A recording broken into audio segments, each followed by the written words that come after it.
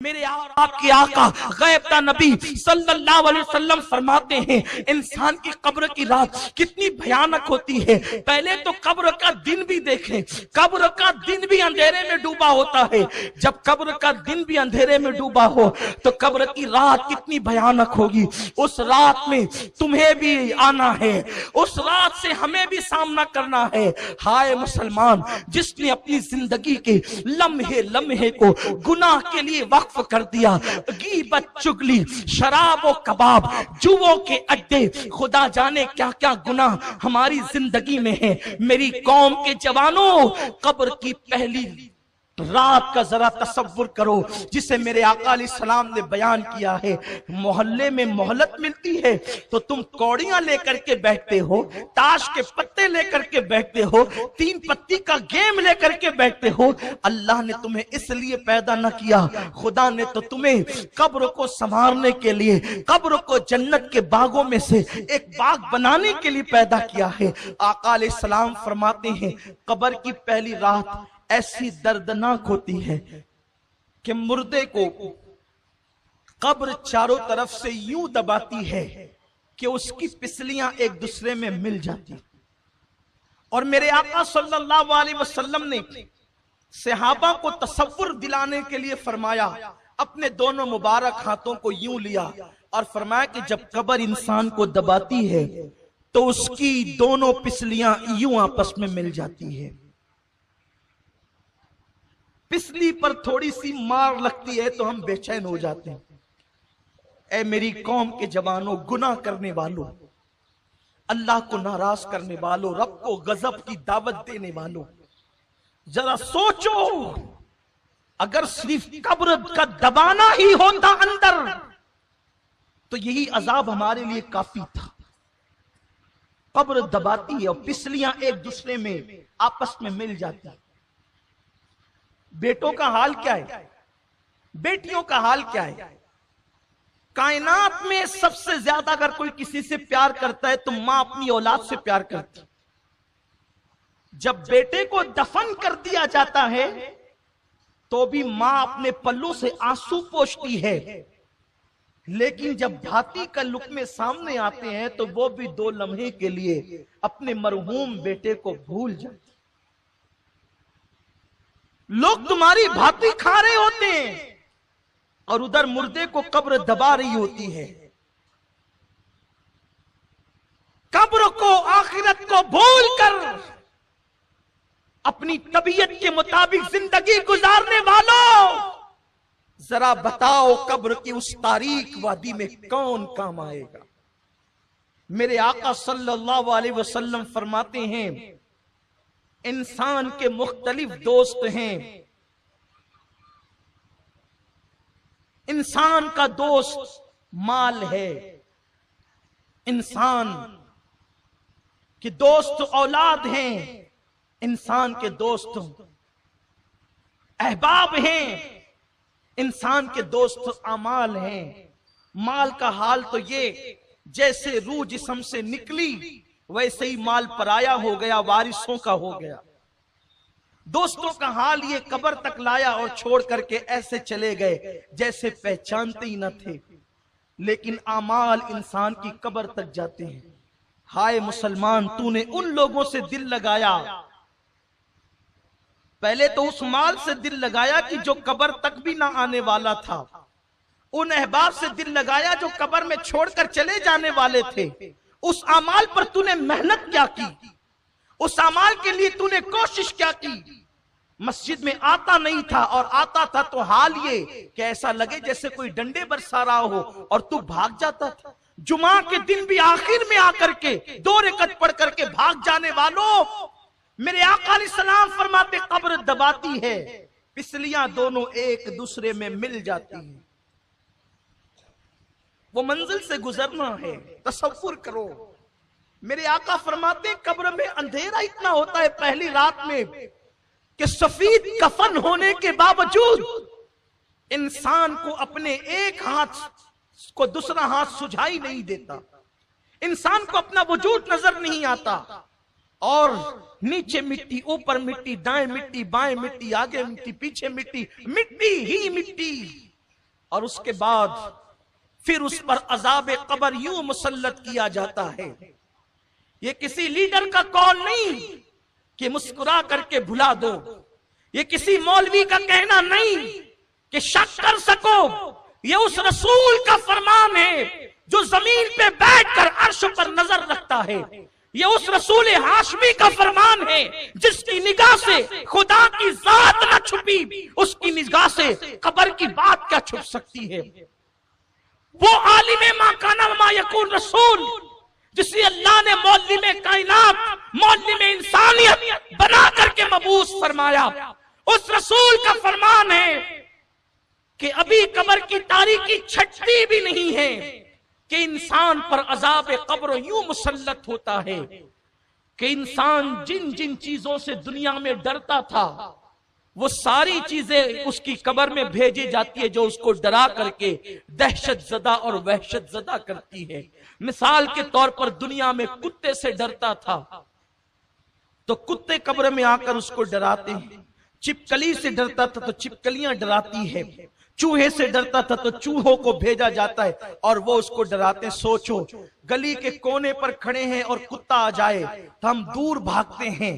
قبر کے اندر جب اس طریقے سے کتوں کو، چوہوں کو، چھپکلیوں کو، سانپوں، بچھوؤں کو جب مسلط کیا جائے گا تو اس 2 گز زمین میں جہاں پر کروٹ بدلنے کے لیے جگہ نہیں ہے وہاں سے کہاں بھاگو گے؟ چیخو گے آواز کہاں تک پہنچے گی؟ چلاؤ گے آواز کہاں تک جائے گی؟ مسلمان تو کتنا نادان ہے، تجھے اللہ نے محمد الرسول اللہ جیسا نبی عطا کیا، تجھے اللہ نے قرآن مقدس جیسی کتاب عطا کی، تجھے اللہ نے اللہ اکبر ہدایت یافتہ بندوں کا دامن عطا کیا اولیاء کرام کا، لیکن تو نے دنیا دنیا دنیا اور دنیا کی موج مستی میں اپنا وقت ایسے گزار دیا کہ تو نے آخرت کی کوئی فکر نہ کی، قبر کی کوئی پرواہ نہ کی. ہاں اگر تجھے وقت ملتا تو تو گناہوں میں ڈوب جاتا. تو نے آخرت کے لیے کیا کیا؟ تو نے قبر کے لیے کیا کیا؟ اللہ کے پیارے حبیب غیب داں نبی صلی اللہ علیہ وسلم فرماتے ہیں مردہ اسی سے ہراساں ہوتا ہے، پریشان ہوتا ہے کہ اس کے پیر کی طرف سے عذاب آتا ہے، اس کے سر کی طرف سے عذاب آتا ہے، اس کے کانوں کی طرف سے عذاب آتا ہے، اس کے ہاتھوں کی طرف سے عذاب آتا ہے اور چو طرف سے عذاب آ کر کے اس کو اپنی لپیٹ میں لے لیتا ہے. اللہ کے پیارے حبیب غیب داں نبی صلی اللہ علیہ وسلم فرماتے ہیں حال یہ ہوتا ہے کہ اگر اس نے ایک وقت کی نماز کبھی جان بوجھ کر جاگتے میں قضا کر دی تھی، چھوڑ دی تھی، تو ایک وقت کی نماز چھوڑنے کے بدلے میں اس پر 99 سانپ مسلط کیے جاتے ہیں، جس میں سے ایک ایک سانپ کی طاقت کا عالم یہ ہے کہ اگر وہ کسی پہاڑ پہ ڈنک مارے تو پہاڑ ریزہ ریزہ ہو جائے، اگر وہ دنیا میں پھنکار دے تو اس کی پھنکار کی گرمی سے دنیا کے سارے انسان مر جائیں. ایسے 99 سانپ اس مردے پہ مسلط کیے جاتے ہیں. اس کے بعد ایک فرشتہ جو آنکھ سے دیکھتا نہیں، جو کان سے سنتا نہیں، جو زبان سے بولتا نہیں، گونگا بہرا اندھا فرشتہ اس پہ مسلط کیا جاتا ہے اور نماز چھوڑنے کی وجہ سے صرف ایک گوزا جب وہ اس کے وجود پہ مارتا ہے تو وہ ایسے پس جاتا ہے جیسے چنے پہ ہتھوڑا مارنے سے چنا پس جاتا ہے. رات کے 2-2, 3-3 بجے تک جگ کر کے نماز فجر ترک کرنے والوں ذرا اس چابک اور اس گوزے کا تصور کرو، سوچو اور غور کرو کہ کیا یہ نازک وجود، یہ چھوٹا سا جسم کیا اللہ کے عذاب کو برداشت کر سکے گا؟ کیا رب تبارک و تعالیٰ کے عذاب کو برداشت کر سکے گا؟ نہیں اور ہرگز نہیں. تو پھر یہ رنگریلیاں کیوں ہیں؟ یہ طبیعت کے مطابق زندگی کیوں ہے؟ یہ گھروں پہ لگے ہوئے تمہارے اینٹینے، یہ اینٹینے نہیں، یہ ایریل نہیں، یہ جہنم کے سامان ہے. تمہارے گھروں کی رنگین ٹیویاں جو تمہیں ڈش لگانے پہ مجبور کرتی ہے، تمہارے بچے جو تمہیں مجبور کرتے ڈش لگانے پر، اس میں 100 سے زائد چینل پر گندی ننگی اور آوارگی کی فلمیں دیکھنے والوں، یہ صرف تمہیں نہیں بلکہ तुम्हारी पूरी औलाद को जहन्नम का ईंधन बनाने के लिए राह जहन्नम पर लेकर के जा रहे हैं। खुदारा जरा अपने हाल पे रहम तो करो। अगर ये कहा गया होता कि 1 साल के बाद मौत आएगी तो शायद हम 1 साल पहले सुधर जाते, 10 साल के बाद मौत आएगी तो हम 10 साल पहले सुधर जाते। लेकिन मौत ने तो कोई वक्त न दिया, किसी को मौका न दिया। मौत कब आएगी, कैसे आएगी, किस वक्त आएगी, किस हाल में आएगी, इसे पर कोई इत्तला किसी को नहीं दी गई। टीवी देखने वालों, मोबाइल को हाथ में लेकर के इंटरनेट पर गंदे मनाजिर देखने वालों, जिस वक्त तुम्हारे हाथ में मोबाइल हो और उसी वक्त अल्लाह न करे तुम्हें मौत आ गई, उस वक्त जब तुम गंदे मनाजिर देख रहे हो या फिल्में तुम नंगी और आवारगी की देख रहे हो, उसी वक्त तुम्हें मौत आ गई तो तुम अल्लाह को क्या मुंह दिखाओगे? मुस्तफा जाने रहमत सल्लल्लाहु अलैहि वसल्लम इरशाद फरमाते हैं, जिसको जिस हालत में मौत आएगी वो क़यामत के दिन उसी हालत में उठाया जाएगा। अल्लाह के हबीब सल्लल्लाहु अलैहि वसल्लम फरमाते हैं, बहुत छोटी छोटी चीजें जिसको लोग समझते हैं उस पर भी अल्लाह लोगों पे कब्र में अजाब फरमाएगा। मेरे आका अलैहि सलाम फरमाते हैं कि लोग पेशाब के छींटों से नहीं बचते, उस बुनियाद पर भी अल्लाह उनको अजाब कब्र में मुब्तला करेगा। इस हदीस को पढ़ने के बाद मैंने किताब बंद की और मैं सोचने लगा कि अल्लाह के हबीब सल्लल्लाहु अलैहि वसल्लम फरमा रहे हैं कि अगर पेशाब के छींटे पैरों पर आए और लोग पेशाब के छींटों से न बचे तो भी अल्लाह उनको कब्र के अजाब में गिरफ्तार करेगा। पेशाब तो अपने पेट से निकली है, अब से अपने पेट से निकलने वाली गंदगी, अपने पेट से निकलने वाली गलाजत, अगर हम उससे न बचें तो अल्लाह अजाब कब्र में गिरफ्तार करेगा, अजाब कब्र में मुब्तला करेगा। और कब्र का अजाब क्या है? कफन छीन लिया जाएगा, जिस्म को कब्र के कीड़े, सांप और बिच्छू खाएंगे, पूरी कब्र के अंदर आग भड़का दी जाएगी। ये अजाब कब्र की हल्की सी झलक है। मेरे आका सल्लल्लाहु अलैहि वसल्लम इरशाद फरमाते हैं, कब्र में जो अजाब दिया जाता है, जो मैं जानता हूं, अगर तुम्हें बता दूं तो तुम घरों में रहना छोड़ दो और पागलों की तरह जंगलों में भटकने लगो। हुजूर ने नहीं बताया, सिर्फ इशारा कर दिया। इसका मतलब यह है कि आका जो जानते हैं वो कोई नहीं जानता। और यह भी मेरे रसूल की शान की बात है, हुजूर वो सब कुछ जानकर भी लोगों के दरमियान मोहल्ले में इंसानियत की हैसियत से है। इसका मतलब हुजूर की अकल और अपनी अकल दोनों बराबर नहीं है। हमें पता चले तो हम पागल हो जाएं।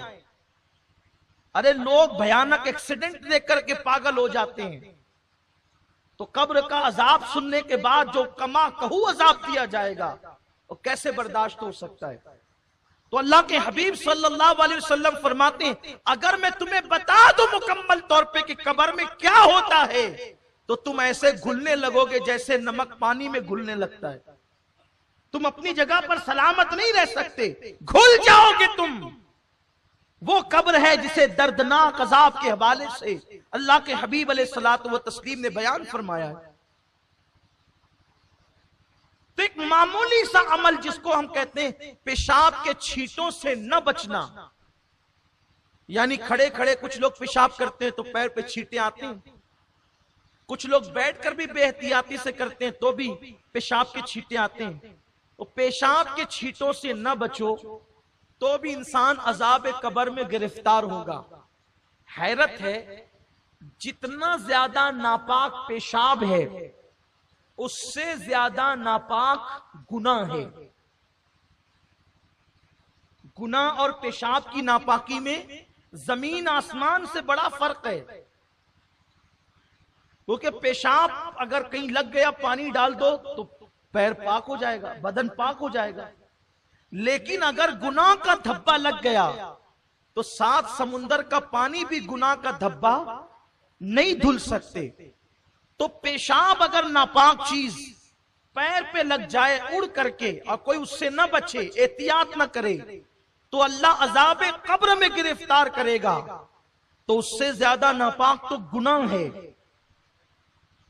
وہ کوئی گناہ میں ڈوبا رہے، اور وہ بھی وہ گناہ نمازوں کا ترک کرنا، جوا کھیلنا، تاش کے پتے کھیلنا، محلے کی لڑکیوں پہ بد نظری کرنا، پڑوسیوں کے حقوق دبانا، غصب کرنا، ایک دوسرے کے حقوق ادا نہ کرنا، ماں باپ پہ ظلم کرنا، ماں باپ پہ زیادتی کرنا، بیوی پہ ظلم کرنا، بیوی پہ زیادتی کرنا، اولاد کا حق ادا نہ کرنا، کتنے بڑے بڑے جرائم ہیں. اس سے بچنے کی کیا صورت ہے؟ اور ایک اہم بات، پیشاب اپنے پیٹ کی غلاظت ہے، وہ نکلی اور پیر پہ پڑی اور ہم اس سے نہ بچے تو عذاب قبر میں گرفتار ہوں گے. اور جتنی زیادہ ناپاک پیشاب ہے اتنا ہی ناپاک شراب بھی ہے. دونوں کی ناپاکی برابر برابر، یعنی کہ پیشاب کا پینا اور شراب کا پینا دونوں ایک ہے. یہ میں کوئی لطیفہ نہیں کہہ رہا ہوں، میں آپ کے سامنے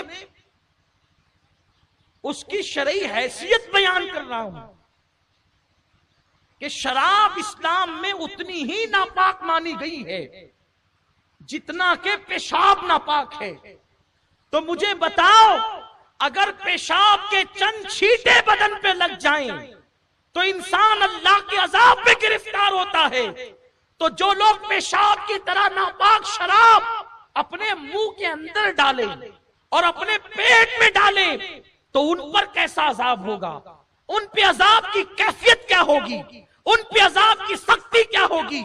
میرے آقا صلی اللہ علیہ وسلم کے دیوانوں، آیت مبارکہ کا آخری ٹکڑا، اب میں اس پہ نہیں پہنچ سکوں گا، بس ایک بات عرض کر کے اپنی گفتگو مکمل کروں. شاید کسی کی زندگی میں انقلاب پیدا ہو جائے. خدا کے لیے اپنی قبر کی تیاری کرو. قبر میں کسی نے نہیں آنا، نہ کسی مولوی نے، نہ کسی خطیب نے، نہ کسی مقرر نے، نہ کسی دوست نے، نہ کسی ماں باپ نے، نہ کسی یار نے. لیکن یہ بات حق ہے جس کو ضرور کہوں گا کہ قبر میں کسی نے نہیں آنا، لیکن قبر میں مدد کے لیے آمنہ کے لال نے ضرور آنا. اسی لیے قبر کی تیاری کا سب سے بنیادی سبجیکٹ ہے کہ جو آنے والا ہے اس سے اپنا کانٹیکٹ بنا کے رکھو. جو آنے والا ہے اس سے کانٹیکٹ بنا کے رکھو. اس لیے کہ اگر رابطہ بنا رہے گا تو وہاں بگڑی بن جائے گی. قبر اندھیری ضرور ہے، قبر میں تاریکی ضرور ہے، قبر میں سانپ اور بچھو ضرور ہے، قبر میں عذاب ضرور ہے، قبر میں آگ ضرور ہے، قبر کا دبانا ضرور ہے، قبر کا بے قرار کرنا ضرور ہے، قبر کی وحشت ضرور ہے، قبر کی دہشت ضرور ہے. سب چیزیں حق ہیں، لیکن اس کے لیے ہے جس کی قبر میں آمد مصطفیٰ نہیں ہے. جہاں وہ آ جائے تو پھر اندھیرا کیسا قبر میں لہرائیں گے تا حشر چشمے نور کے جلوہ فرما ہوگی جب طلعت رسول اللہ. اس لیے ان سے رشتہ جوڑے رکھو، ان سے رابطہ بنا کر کے رکھو. رابطہ کیسے بنے گا؟ نعرہ بھی لگائیں، شراب بھی پیئیں تو رابطہ بنا رہے گا. نعتیں بھی پڑھیں، کیرم بھی کھیلیں، گلیوں میں بیٹھ کر کے کوڑیاں بھی کھیلیں اور خود فتوے بھی دے کہ جائز ہے. ٹھیک ہے، اب آپ کے فتوے پہ عمل ہوگا. اللہ کے حبیب صلی اللہ علیہ وسلم فرماتے ہیں ایک زمانہ ایسا آئے گا قریب قیامت کہ جاہل لوگ فتویٰ دیں گے اور وہ خود بھی گمراہ ہوں گے اور دوسروں کو بھی گمراہ کریں گے. آقا علیہ السلام فرماتے ہیں ایسے لوگوں کے پاس نہ بیٹھنا، فتویٰ دینا مفتی کا کام ہے، آپ کا نہیں۔ لیکن میں سمجھتا ہوں بیچارے مفتی صاحبان تو فتویٰ بہت کم دیتے ہیں، ہوٹلوں پہ بیٹھے ہوئے ہماری عوام فتوے زیادہ دیتی ہے، اور وہ بھی بدعت اور شرک کے فتوے سے کم تو کوئی فتویٰ ہے ہی نہیں۔ اور اس بیچارے سے پوچھو بھیا احسان کر ذرا بتا کہ بدعت کی تعریف کیا ہے، وہ بتا بھی نہیں سکے گا، بلکہ بدعت کا مخرج نہیں بتا سکتا، اور وہ بدعت کا فتویٰ دیتا ہے، بلکہ بیچارہ بدعت کو بدعت کہتا ہے، یعنی اسے الفاظ کا تلفظ نہیں پتا، اتنا جاہل ہے، اور اتنا جاہل ہے کہ اس سے کہو کہ تو جاہل ہو کے فتویٰ دیتا ہے تو پلٹ کے کہتا ہے میں اتنا بھی جاہل تھوڑی ہوں، یعنی کہ اس جاہل کو ابھی جاہل کے تلفظ نہیں آتی ہے، اور وہ فتویٰ شرک اور بدعت سے کم کا دینے تیار نہیں۔ کس پر؟ وہ بھی جو چیزیں قرآن اور حدیث سے ثابت ہے اس پر فتویٰ، کھڑے ہو کے سلام پڑھنا بدعت، فاتحہ دینا شرک، کہ یہ کام آپ کا ہے ہی نہیں میرے بھائی، تو عوام میں سے ہے، اپنی اوقات میں رہے۔ لوگوں نے تختہ مشق اگر کسی کو سمجھائے تو شریعت کو سمجھائے۔ ہر عوام میں کرسی پہ بیٹھنے والا کلینک کھول کے بیٹھتا ہے کہ چلو آج ہوٹل پہ بیٹھ کر کے ایک چائے پیئیں گے اور ساتھ ہی کسی ڈاکٹر کی بیگ بھی لے کے بیٹھیں گے، جو آتا جائے سوئی لگاتے جاؤ، انجیکشن لگاتے جاؤ، ٹیبلٹ لیتے جاؤ۔ نہیں ہوگا ایسا، ہو سکتا ہے، ہنسنے کی بات نہیں، ذرا غور کریں، ہو سکتا ہے، نہیں ہو سکتا۔ لیکن جب کہ کوئی غیر ڈاکٹر اگر سوئی لگا دے تو بولو خطرہ کسے ہے؟ بولو جان کو خطرہ ہے۔ غیر ڈاکٹر ٹیبلٹ دے دے، خطرہ کسے ہے؟ بولو جان کو ہے۔ تو جاہل لوگ ہوٹل پہ بیٹھ کر ڈاکٹر کا کام نہیں کرتے، جاہل لوگ ہوٹل کی کرسی پہ بیٹھ کے وکیل کا کام نہیں کرتے، پھر جاہل لوگ ہوٹل پہ بیٹھ کے مفتی کا کام کیوں کرتے ہیں؟ اگر جاہل ہوٹل پر بیٹھ کر کے ڈاکٹر کا کام کریں تو جانوں کو خطرہ ہو جائے، اور جاہل لوگ ہوٹلوں پہ بیٹھ کر مفتیوں کا کام کریں تو پھر جان کو نہیں ایمان کو خطرہ ہو جائے۔ اس لیے اور سنو، مفتی کون ہے کس سے پوچھا جائے؟ ہر ایک کے نام کے ساتھ جو مفتی کا ٹائٹل ہو وہ تھوڑی مفتی ہوتا ہے۔ ورنہ ہم نے تو کشمیر میں ایک عورت کے ساتھ مفتی کا سرنیم پڑھ کے میں نے ایک ساتھی سے کہا یار یہ عورت کتنی خوش نصیب ہے کہ مفتی بن گئی، تو میرے ساتھیوں نے ہنس کر کے کہا سید صاحب وہ مفتی علم کے اعتبار سے نہیں ہے بلکہ اس کا سرنیم ہے۔ میں نے کہا یا اللہ، مفتی بھی سرنیم ہوتا ہے؟ تو ہر ایک کے نام کے ساتھ ٹائٹل مفتی کا لگ جائے، علامہ کا لگ جائے، مولانا کا لگ جائے، اس سے نہیں پوچھ سکتے فتویٰ۔ قرآن سے پوچھو فتویٰ کس سے پوچھ سکتے؟ تو قرآن کہتا ہے فَاسْأَلُوا أَهْلَ الذِّكْرِ إِن كُنتُمْ لَا تَعْلَمُونَ، انہی سے پوچھو جو اہل